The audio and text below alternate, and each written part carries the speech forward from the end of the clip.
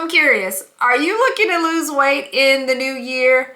If so, I'm going to give you some tips on the things that I would do if I were trying to lose 60 pounds in 2025. And 60 pounds is very doable. If you average it out, it's 5 pounds a month. Now, in May 2023, I started the 75 Hard Challenge. I went on to complete the challenge for 116 consecutive days. I lost 34 pounds. I went on to lose 70 pounds total in 9 months. And after that, I started marathon training, lost an additional 16 pounds. So almost 90 pounds down in my weight loss journey. So I'm going to share with you some things that have helped me along the way on my weight loss journey. And hopefully these are some of the things that you can incorporate into your journey for the new year. So the first thing that I would say is take an assessment of your past failures. We learn so much from history, things that have happened in the past, and what I have found to be true. It is so cliche, but it is so true. The definition of insanity is doing the same things over and over again and expecting a different result.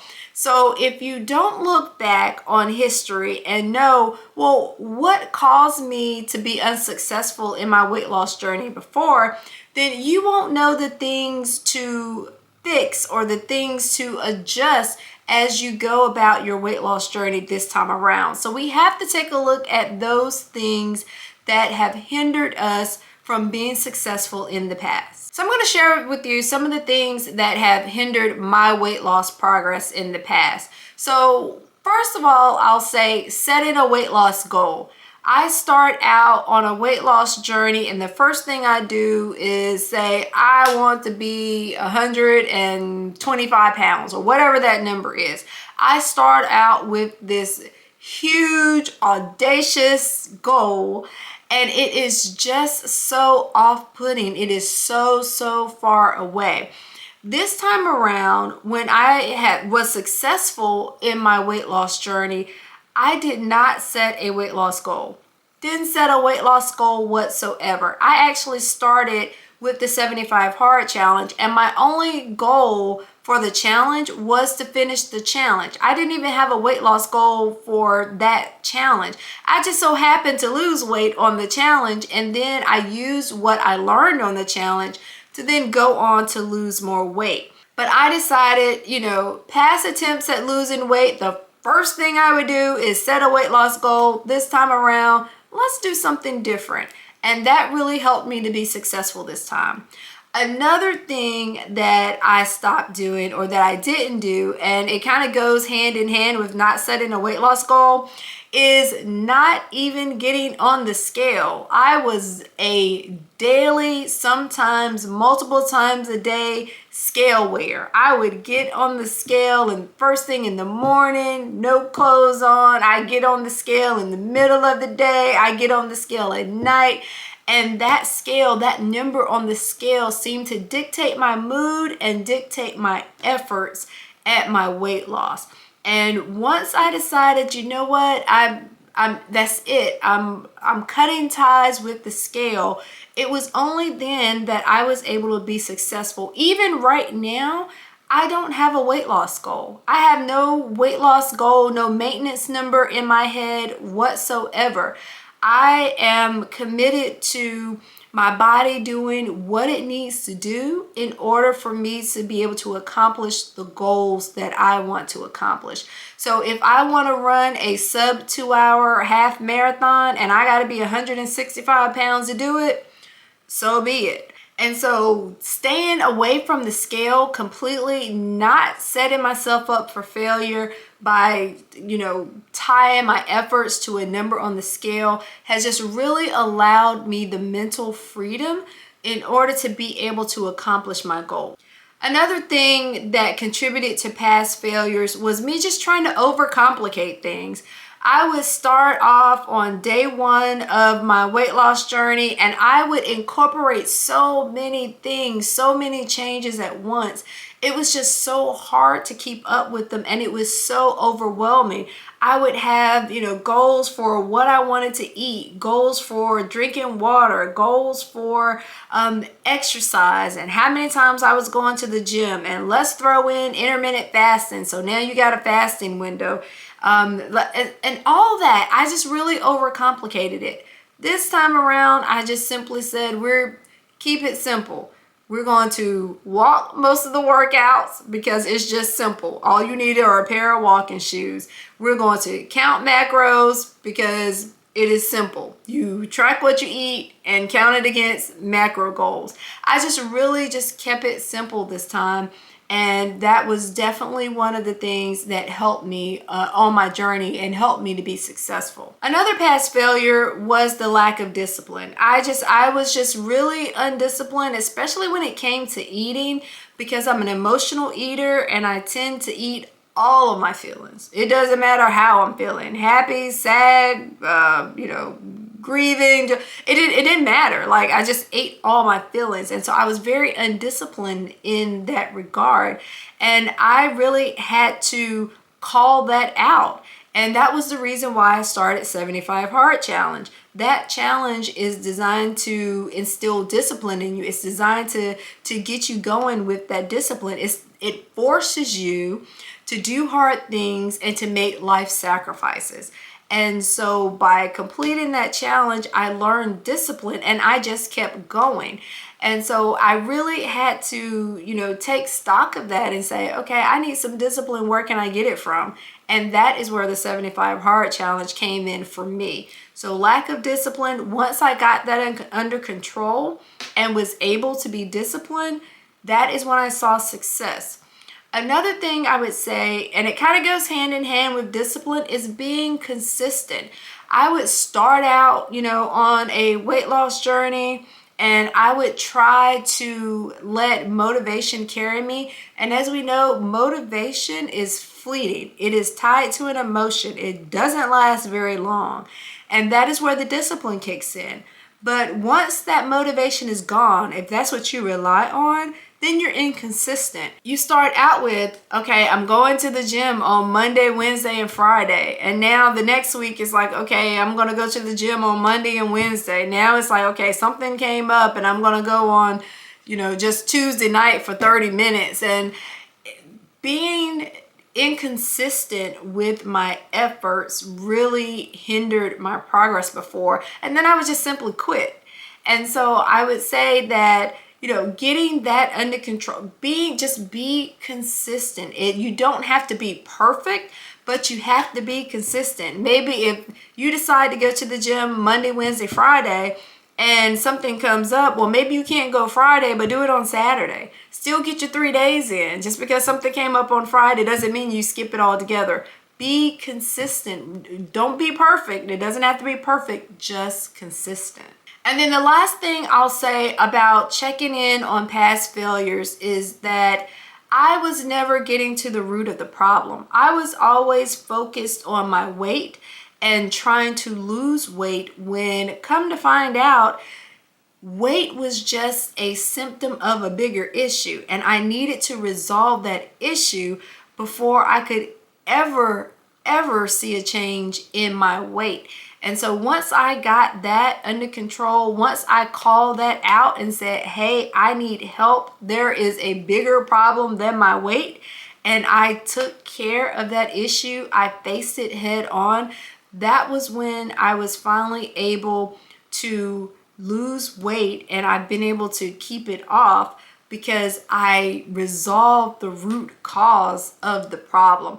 And so take a look at that. What are some of those things that may be going on in your life that is forcing the overeating, is forcing the lack of discipline, is forcing you to be inconsistent? Get to the root of the problem so that you can find success on your weight loss journey in the new year. The next thing I would do if I wanted to lose 60 pounds in the new year is I would set a goal that is not related to weight. I would set some sort of goal, something that I wanted to focus on, something that I wanted to achieve. And again, it would not be tied to a number on the scale. It would not be tied to a clothing size. It would not be tied to getting into a special dress, things like that. For me, those things aren't worth the effort. I really need something that is a sense of accomplishment, a sense of achievement. And so when I started 75 Hard, my only goal for 75 Hard was to finish the challenge. For me, that was the achievement. The weight loss that I experienced completing 75 Hard challenge was a bonus. But my only goal was to complete the challenge. That was the goal that got me going, that got me motivated, that got me into the rhythm of that discipline, because I just wanted to finish. And so you need a goal like that where it is so much bigger than a number on the scale that it just keeps you going. So this past year, I had a goal of completing a marathon, running 26.2 miles in a road race.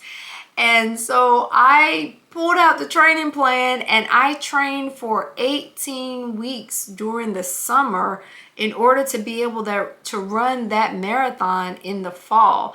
And, you know, over the course of that time, I ended up losing 16 pounds. But that wasn't the reason why I was doing it. I was so focused on finishing the marathon. What a sense of accomplishment it would be if I could finish this marathon. That's what kept me going. And in the process of doing that, I lost 16 pounds. Wasn't even trying, lost 16 pounds. So when I say focus on a goal, focus on something that is so much bigger than a number on the scale, and then you focus your efforts in on completing that goal, and the weight loss comes as a bonus. The weight loss comes as a result of the efforts, but that goal, whatever that big scary goal is for you, the efforts that you put into that goal, those are the things that keep you going, and then the weight loss comes with it. The next thing I would do if I wanted to lose 60 pounds in 2025 is I would make a commitment to eating better. And by doing that, I would commit to tracking my food, tracking everything that I eat.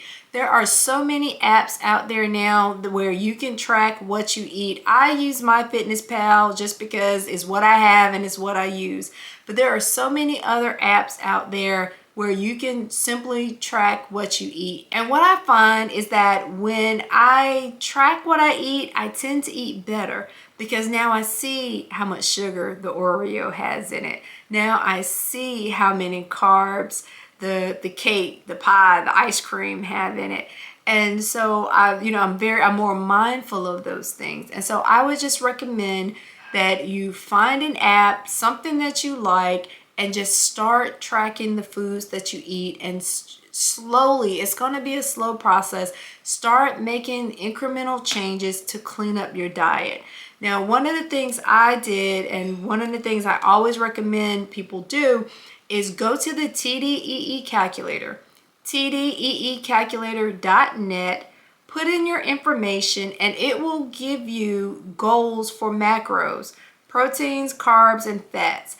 Those are the goals that you can load into your food tracker, and then you can track your progress against those. Because people will say, well, how am I supposed to know how many carbs I'm supposed to eat? Or how am I supposed to know, how much sugar is too much sugar?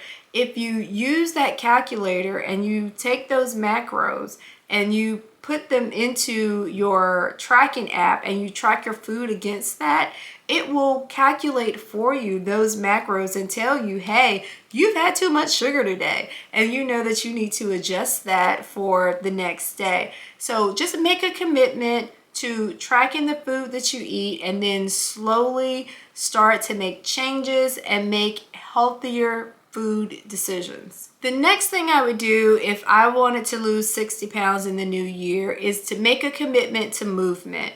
Now, movement may look different for you than it does for me.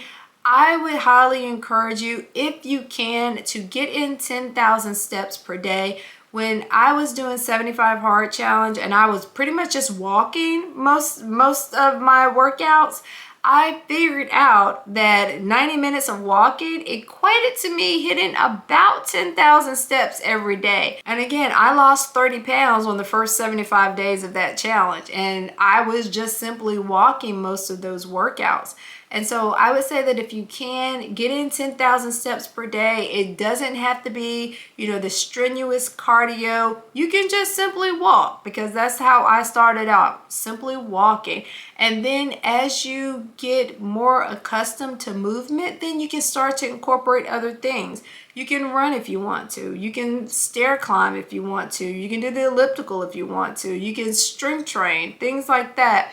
But slowly incorporate those things, but you have to move. You have to move your body. And along with that, I would say don't forget recovery. Recovery is so important, and sometimes we forget that because we're so focused on being active. If I'm in recovery, if I'm having a rest day, if I'm just stretching, then I'm not burning as many calories as I would if I was running on the treadmill for 30 minutes. But recovery is so important. So make sure that you are getting in some of those active recovery activities, like stretching, like foam rolling, getting in your 8 hours of sleep a night. You need those things so that your body can repair itself and prepare itself for activity the next day. So don't forget the recovery piece of being active, but you just want to get your body moving, because that is going to be important to your weight loss journey. And then the last thing that I would do if I wanted to lose 60 pounds in the new year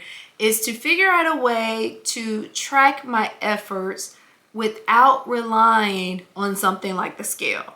So that could be a progress photo. I learned to take a daily progress photo when I was completing 75 hard challenge. I have all of these progress photos from my challenge, and I can look back on them and I can see where I started and how far I've come. And so those things are important on your journey, because it reminds you that you can do it. You can do hard things. Look how far I've come. Look at what I've done thus far. And again, you don't want to tie it to the number on the scale. That number just seems to do something to us.